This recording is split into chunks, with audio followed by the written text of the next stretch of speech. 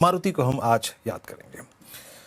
मारुति मुझे याद अच्छी तरीके से जब फर्स्ट या सेकंड क्वार्टर के नंबर्स आए थे उसके बाद एक गजब का मूव आया था 12,500 से। मेरे ख्याल से ये स्टॉक मैं रखता हूँ आपकी स्क्रीन पे एक बजरा रखिएगा मारुति के लॉन्गर टर्म चार्ट्स। मारुति आप समझिएगा कि वो ड्रीम ब्रेकआउट आया था एक मल्टी ईयर चैनल में रहने के बाद। वो ब्रेकआउट था अगस्त 14 को, अच्छी तरह याद है मुझे। उसके बाद ये 17,500 तक गया, लेकिन इस दौर में फिर क्रैक हुआ। इस क्रैक होने की वजह क्या है और इस प्राइस पर भी बुल और बेयर केस क्या बनता है, आइए आज बुल बेयर केस में मारुति पे चर्चा करते हैं। श्रेया और आशीष हमारे साथ मौजूद हैं इस वक्त। पहले तो देखते हैं कौन क्या प्रस्तुत कर रहा है। श्रेया है आज बेयर और आशीष है बुल। बताइए, एक काम करते हैं आशीष से शुरू करते हैं पहले तर्क, क्योंकि स्टॉक डाउन है। आशीष, कंस्ट्रक्टिव व्यू क्या है मारुति? तो जिस तरफ का स्टॉक प्राइस होगा उस तरफ आपको श्रेया नजर आ जाएंगी। मैं आपको तेजी के बढ़िया तर्क बताता हूँ। देखिए, तर्क आएंगे आज। मारुति की हम बात कर रहे हैं, जिसने अगर आप देखें तो देश में पीवी के साथ शुरुआत की, काफ़ी बड़ी क्रांति की, लगातार सबसे ज़्यादा बिक्री करने वाली गाड़ियों का ट्रैक रिकॉर्ड है। और इस मार्केट में जहाँ पर बहुत सारी कंपनियों के नाम आपको सुनाई देंगे पीवी में, लेकिन अभी भी अनडिस्प्यूटेड लीडर बना हुआ है। सारी कंपनी एक तरफ और मारुति का मार्केट शेयर एक तरफ। मारुति का मार्केट शेयर है 39%। देखिए, आप ब्रेकफास्ट में क्या खाते हैं आशीष? मैं तो फ्रूट्स खाता हूँ। फ्रूट्स खाते हो? मुझे लगता है आमंड्स की भी जरूरत पड़ेगी आपको, क्योंकि आंकड़े शायद आप भूल गए हैं। 50% लीडरशिप हुआ करती थी, वो घटकर हो गई है आशीष 39%। तो ये आंकड़े अपने आप में चौंकाने वाले हैं।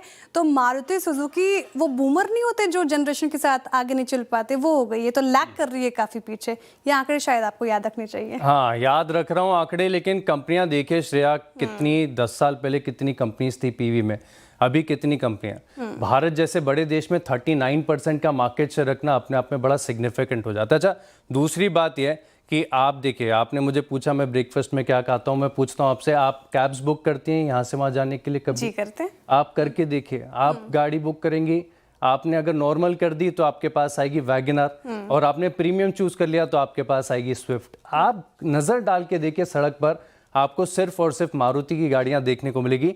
इस प्रकार का मार्केट शेयर है और ये ऑन रोड है, ये दिखती है ये प्रेजेंस।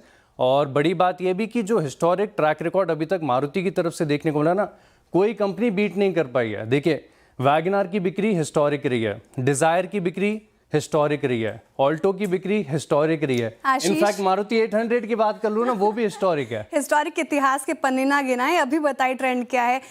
एंट्री लेवल गाड़ियों की आप बात कर रहे हैं, वहाँ पे सबसे वीक ट्रेंड है आशीष। आपने शायद रिपोर्ट ध्यान से नहीं पढ़ी, मुझे नहीं लग रहा शायद उबर और ओला के लिए यूज किया जाएगा। डिमांड देखें आप कितनी वीक है डोमेस्टिक सेल्स की, कोई खरीद नहीं रहा। और सिर्फ एसयूवीज के दम पर ही जो आंकड़े आते हैं वो आते हैं। एसयूवीज के सहारे कब तक चलेगा मारुति सुजुकी? ये थोड़ी सी फैक्चुअली इनकरेक्ट है, मैं बताता हूँ क्या दिक्कत है। एंट्री पॉइंट में तो अनडिस्प्यूटेड आप कहीं पे भी देख लीजिए, गूगल करके देख लीजिए, मारुति से ज्यादा कोई भी नहीं। एक ट्रेंड है। दूसरी बात यह कि एसयूवीज का अभी तक लैग था, ये आपका तर्क होना चाहिए। एसयूवी में एक बहुत बड़ा लैग था जिसको एड्रेस किया है, तो इसकी वजह से ग्रोथ आ रही है। ग्रोथ अभी तक मिसिंग थी क्योंकि एसयूवी नहीं थी, अब आपके पास एसयूवी भी आ गई। थी ना मिसिंग, और आगे भी मिसिंग। अब वो एड्रेस कर अरे एसयूवीज में थोड़ा बहुत पैर पसारना शुरू किया, आपने ही बोल दिया आशीष अभी। और ईवीज में क्या, मारुति सुजुकी ईवी में इतना पीछे है। अभी कैफे नॉर्म्स भी आए हैं, ईवी पॉलिसी को लेकर सरकार काफी अग्रसर होकर काम कर रही है। और मारुति सुजुकी का जो ईवी मिक्स है वो 1 से 3% है। सोचिए कितना पीछे है। और इसको अगर आप ध्यान में रखें तो ये तो काफ़ी पीछे है दूसरे अपने कंपेटिटर्स से। और जाहिर तौर पर जब न्यू कंपेटिटर्स जैसे कि एमजी, बीवाईडी जैसे स्टॉक्स गाड़ियां आ रही हैं, कंपनीज आ रही हैं, वहाँ पे मारुति सुजुकी का टिकना काफ़ी मुश्किल हो जाता है। देखिए, कंपनी बड़ी है तो एक्सपेक्टेशंस भी बड़े हो जाते हैं, और ऐसे में ईवीज को लेकर इतना पीछे का रवैया शायद मुझे तो निराशाजनक लगता है। आपकी बड़ी एक्सपेक्टेशंस को मीट करने के लिए लग रहा है मारुति पूरी तरीके से तैयारी कर रहा है। श्रेया देखिए, इनके पास क्या है, ई विटारा लॉन्च हो चुकी है, गजब का रिस्पांस आता है। बिक्री के आंकड़े भी आप पिछले महीने के देख लीजिए, बहुत बढ़िया आ गए। फ्रॉन्क्स इन्होंने लॉन्च की, लॉन्च होती बहुत जबरदस्त बुकिंग यहाँ पर देखने को मिली। स्विफ्ट का हाइब्रिड वर्जन, अच्छा ईवी कर रहे हैं, बात समझ में आता है ईवी जरूरी है, लेकिन आप एक बार हाइब्रिड गाड़ियों की बिक्री देखिए, इनका पोर्टफोलियो देखिए। सीएनजी गाड़ियां अनडिस्प्यूटेड है, किसी के पास है ही नहीं, और ये सब गाड़ियां बिकती हैं। ज्यादा पेट्रोल डीजल गाड़ियों पर है मारुति सुजुकी की डिपेंडेंसी, ईवीज में काफी पीछे हैं। अब और तर्क बताती हूँ मैं आपको। देखिए, इनका ना आगे चलकर मार्जिन पे बहुत ज्यादा इम्पैक्ट पड़ने वाला है, क्योंकि यहाँ पे वेज हाइक को लेकर काफी चीजें, खबरें भी सामने आ रही है, उस पर पुष्टि होगी तो और भी बताऊंगी आपको। लोग हड़ताल भी कर रहे हैं, तो यहाँ पे अगर वेज हाइक होती है आशीष तो मार्जिन पर जाहिर तौर पर इम्पैक्ट पड़ेगा, और ये आंकड़े में रखूं तो 35% पर इम्पैक्ट पड़ सकता है। तो ये भी जो अभी के नंबर्स है वो सस्टेनेबल आगे चलकर नहीं लग रहे हैं मुझे। हाँ, लेकिन क्या होगा कि अगर वेज हाइक होगी मानेसर में, नोएडा में, तो हम देख रहे हैं वैसे खबरें निकल कर आ रही है, मारुति के लिए है, मदरसन के लिए है, यहाँ पर प्रोटेस्ट चल रहा है, तो सभी का होगा क्योंकि ऑटो एंसिलरी भी बहुत ज़्यादा वहाँ पर निर्भरता रखते हैं। तो अगर वेज हाइक होगा तो सभी में होगा, और फिर प्राइस हाइक भी देखने को मिलेगा, तो कीमत तो हम ही चुकाएंगे। लेकिन बात है अगर आगे जाके एबिटा मार्जिन्स की, तो गोल्डमैन सैक्स की आज एक रिपोर्ट देख रहा था, वो बता रहे थे कि तकरीबन 5% से ज़्यादा कंसेंसस बीट कर सकता है एबिटा में, क्योंकि प्राइस हाइक सभी ऑटो कंपनीज ने लिया है। कितनी टिकाऊ है वो एक बड़ा सवाल हो जाता है ना आशीष यहाँ पे। और इनकी डोमेस्टिक सेल्स काफी कमजोर हो रही है, एक्सपोर्ट के आंकड़े भी थोड़े बहुत ठीक ठाक है, लेकिन वो भी अगर आप देखें, नहीं बता रही हूँ, बहुत बढ़िया चल रहा है, सबसे बेस्ट है। बताती हूँ इनका एक्सपोर्ट्स अमेरिका, लैटिन अमेरिका और मिडिल ईस्ट में होता है, काफी वॉलेटाइल है आशीष। 5 साल तो पहले export मारुति का में एक्सपोर्ट ना मजबूती के होगी। बराबर था, अब आपकी टोटल रेवेन्यू में 18% का योगदान है। आप तो काफी पीछे, तारीफ कीजिए आप। एक साल में मात्र 11% के रिटर्न दें, जहाँ के force motor, Mahindra and Mahindra के अच्छा, मैं आज आपसे एक ही लीजिए सवाल आप। पूछूंगा, अगर ये स्टॉक ऊपर होता तो आप किस तरफ होती? मैं तो बेरी होती, अभी काफी नीचे, जब तक ये ईवीज में अपने आप को साबित नहीं करती मारुति सुजुकी। फिलहाल ये स्टॉक अभी बेयर फेज में है। बड़ा सवाल है ये, बिल्कुल। ओके, बड़ा सवाल है। नहीं, बहस आपकी अच्छी थी। देखिए, अगर कंस्ट्रक्टिव होकर देखना हो तो एंट्री लेवल सेगमेंट में इनकी गाड़ियाँ अच्छी हैं, कॉस्ट और कॉस्ट इफेक्टिवनेस, और दूसरी बात कहीं भी खराब हो जाए आप ठीक करा लो, है ना। हाइब्रिड में इनकी प्रेजेंस बहुत स्ट्रॉन्ग है श्रेया। तो ये थे पॉजिटिव्स, लेकिन नेगेटिव्स क्या हैं? नेगेटिव्स ये हैं, एक तो सेफ्टी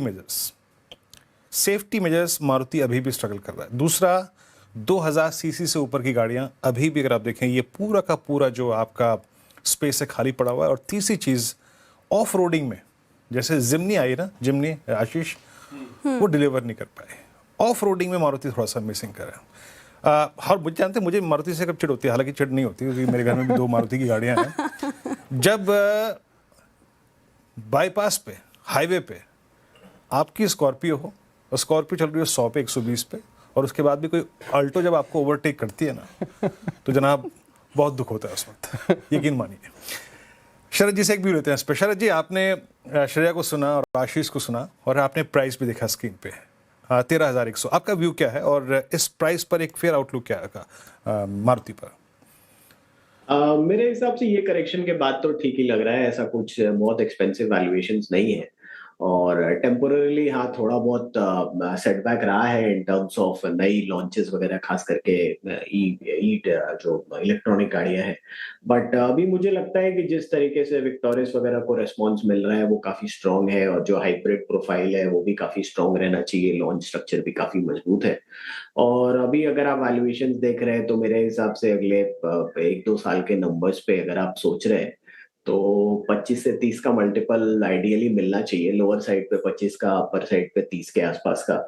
तो मुझे लगता है आप लोअर साइड पे 14,000, ऊपर में 16, 16,500 तक के टारगेट्स देख सकते हैं। तो कंजर्वेटिवली आप 15,000 के आसपास के टारगेट्स लेके चल सकते हैं अगर आपका 1.5 साल के ऊपर का नजरिया है। तो मुझे लगता है जैसे जैसे नई लॉन्चेस आती है वैसे वैसे श्रेया के जो कंसर्न्स है इलेक्ट्रिक वगैरह को लेकर, हाइब्रिड को लेकर, वो भी एड्रेस हो जाएंगे। और जनरली हमारा मानना है कि पैसेंजर व्हीकल्स में ट्रैक्शन काफी मजबूत रहनी चाहिए अगले 1.5 साल एटलीस्ट। तो चलिए, तो श्रेया और आशीष के बीच में जो ये अगर आप देखें एक बहस हुई बुल और बेयर केस, उस पर शरद जी का फाइनल आउटलुक है और एक कंस्ट्रक्टिव अप्रोच 13,100 के प्राइस पे। चलिए, अब एक काम